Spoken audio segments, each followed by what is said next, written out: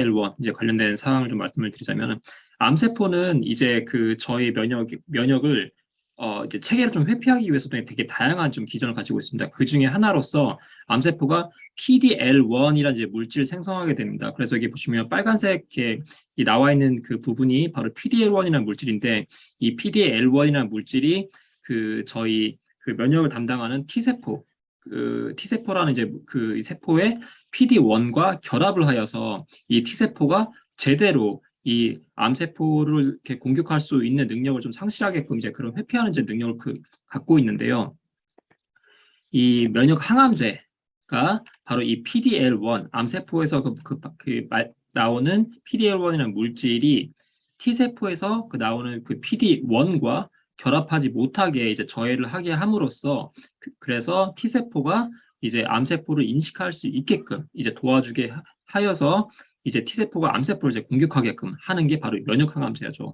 그래서 결론적으로는 면역항암제가 저희 몸 안에 있는 이 T세포와 이제 비롯한 그런 면역 기능을 끌어올려서 이제 이러한 항암 효과를 이제 보게끔 한다라고 이제 말씀을 드렸습니다. 근데 이제 사용 적응증이 이제 다음과 같이 좀 약간 많이 모든 이제 그 항암 치료를 할 수는 없고 이제 좀 약간 기능들이 제한되어 있다고 말씀을 좀 드렸었고요. 그리고 또한 이제 면역세포를 과도하게 이제 활성화시킬 수 있는 이제 그런 부작용이 있을 수 있기 때문에 이러한 부작용이 있다는 걸 좀 이렇게 감안하셔야 할 것 같고요. 그리고 또한 이제 많지는 않지만 자가면역 질환이 발생할 수 있습니다. 왜냐면 이 면역항암제가 이제 저희 몸에 이제 오히려 이 면역세포를 강화시키기 때문에 저희 몸에 있는 이제 정상적인 세포까지 적으로 인식시켜서 드물지만 뭐 간염 또 폐렴까지 발생해서 사망까지 이르게 하는 그런 사례가 있다고 말씀드렸었습니다. 그래서 그러면 저희가 이제 영양학적 면역력 증진을 어떻게 하면은 이제 저희의 솔루션으로 예방할 수 있는 그런 접근법에 대해서 이제 말씀을 드리려고 했었죠. 그게 바로 이제 오늘 이제 말씀 좀 드리려고 합니다. 그래서 이제 여러분께 이제 면역력 자가 진단 리스트를 좀 말씀 좀 드릴게요. 이 부분은 이제 여러분들이 이제 소비자든 또는 이제 또 다른 이제 그분들에게 좀 말씀을 좀 해주면서 현재 면역 상태에 대해서 어떻게 보면 약간 자가 진단을 할 수 있는 이제 그런 기회가 될 수 있겠죠. 그래서 이렇게 말씀드린 그런 리스트에 대해서 3개 이하면 정상이고 7개 이상이면 이제 주의가 필요하다라고 좀 말씀 좀 드리면 좀 좋을 것 같고요. 그래서 이제 어떻게 하면 다시 이제 한번 이러한 자세히 봐주시죠. 앞에. 예. 그래서 여기 지금 보시면 자가진단 리스트로 당연히 피로가 잘 풀리지 않는다거나 감기에 자주 걸리고 잘 낫지 않는다거나 또는 뭐 눈에 염증이 자주 생기는 그런 분들도 있으시거든요.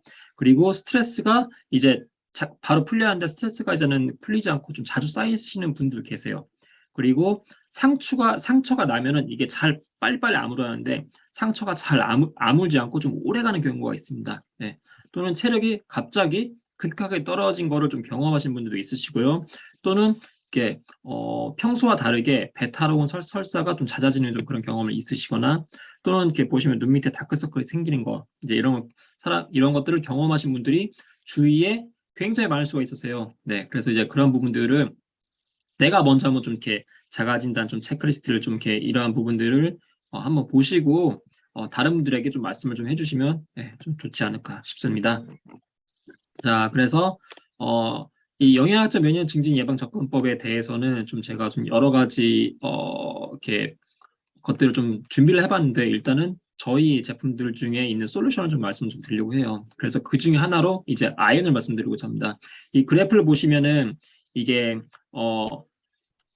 나이별에 따라서 이게 아연이 얼마나 이게 결핍되는지를 좀 보여주고 있습니다. 그래서 보시면은 여기 이젠 그 왼쪽에 있는 게 보시면 20대에서 29세 그리고 쭉 가시면 50에서 59세 그리고 80에서 89세 이게 보이신 것 같이 이제 나이가 들면 들수록 아연이 이게 여자와 남자 모두들에게도 이게 다 결핍이 일어납니다. 따라서 이런 아연 결핍이 일어나는 것이 이제 모든 사람들에게 일어나는데 특히 이제 나이가 들면 들수록 계속적으로 이런 아연 결핍이 일어난다. 그렇다면 이 아연 결핍을 제가 왜 말씀을 드렸냐? 바로 이런 아연 같은 경우는 바로 이제 저희 몸 안에서 이제 기본적인 세포 기능과 더불어서 이와 더불어서 DNA 복제 그리고 RNA를 정사하는 이제 기능 이제 수행을 한다고 하는 거죠. 그래서 이러한 면역 세포들 같은 경우는 이제 이 선천 면역과 후천 면역 기능을 수행하는 데 이제 도움이 됩니다. 그리고 이런 아연 같은 경우는 이 아연이 꼭 있어야만 우리 몸 안에서 대식 세포와 NK 세포들이 정상적으로 이제 기능을 수행할 수 있도록 이제 도와준다는 거죠. 그리고 또한 이 아연이 있음으로 인해서 이 바이러스 복제와 면역 세포의 성장을 가속화시킬 수가 있고요. 특히 이러한 그 호흡기 질환 같은 경우는 이 아연으로 인해서 이 호흡기 질환이 이제 계속 복제할 수 있는 걸 막아줄 수 있는 역할을 하는 게 바로 이 아연입니다. 그리고 또한 아연이 강력한 항산화 기능과 그리고 과도한 염증 반응 제거 능력을 가지고 있습니다. 그래서 이제 그 아연이 하는 역할 중에 또 이렇게 다양한 기능 중에 하나가 바로 글루타치온을 합성하는 이제 역할을 하게 되는데, 글루타치온 요즘에 저희가 그 갖고 있는 제품 중에 또 하나가 바로 글루타치온이 있죠. 이 글루타치온에 대해서는 제가 또 다음 시간에 또 한 말씀을 좀 드리도록 하겠습니다. 그래서 이 글루타치온 같은 경우는 저희가 알고 있는 내용 중에 하나가 이 간에서 만들어지는 이제 물질 중에 하나인데 굉장히 강력한 항산화 이제 물질인 거죠. 그래서 이 아연이 있어야만 글루타치온을 합성을 이제 계속적으로 더 만들어낼 수 있게끔 하기 때문에 우리 몸에 이런 염증 반응들을 이렇게 제어할 수 있는데 굉장히 도움이 된다라고 좀 말씀 좀 드리고 싶고요. 그리고 또한 아연이 있어야만 염증 제어 스위치 중에 하나로 불리는 이런 NFKB라는 이러한 그 이제 물질이 있습니다. 이 NFKB라는 이제 물질 같은 경우는 이게 우리 몸의 면역 체계를 조절을 이렇게 시키는데 특히 세포를 이제 정상적으로 그 세포 고사라는 이제 능력 그리고 세포 증식, 세포 분할 이제 그런 모든 기능들을 다 제어를 하는데 바로 이러한 NFKB를 잘 작동할 수 있도록 이 아연이라는 물질이 이제 이걸 좀 제어를 하게 되고요. 그리고 또한 이제 염증을 이제 유발하는 친염증성 사이토카인을 생성을 이제 억제시키기 때문에 이런 아연이 굉장히 좀 중요하다고 좀 말씀드리고 싶습니다. 그리고 이제 다음으로 이제 그 구리에 대해서 말씀 좀 드리고 싶은데요. 구리 같은 경우는 저희가 자체적으로 소화가 좀 어려운 성질을 가지고 있습니다. 구리 같은 경우는 간, 육류, 달걀, 콩류 등에 좀 많이 함유가 되어 있는데 구리는 이제 면역세포의 기능에 관여합니다. 그래서 T세포와 B세포, 그리고 호중구, NK세포, 대식세포 등의 면역세포 기능에 관여를 하고요. 그리고 또한 이제 우리 몸에 이제 감염에 걸렸을 때 이러한 병원체들을 이제 죽이는 역할을 하게 되고, 그리고 특정 항체들을 이제 생성할 수 있도록 도와주는 게 바로 이 구리입니다. 그리고 이 구리가 부족할 경우에는 저희 몸 안에 있는 면역세포 수가 이제 계속적으로 이제 기능이 이제 떨어지게 되고요. 이로 인해서 저희가 병원체 잘 좀 감염될 수 있는 그런 가능성이 있다는 거죠. 또한 구리 같은 경우는 저희 몸 안에 기관지염과 에이즈 그리고 감기 바이러스 등의 이러한 바이러스를 죽이는 이제 그런 살해 기전의 주요적인 보조 역할을 하는 게 바로 이런 구리입니다. 그래서 이게 보시면은 저희가 이제는 요즘에 특히 그 코로나 바이러스 그 사태 이후에 그 엘리베이터 보시면은 이런 향기 필름 같은 거 보시잖아요.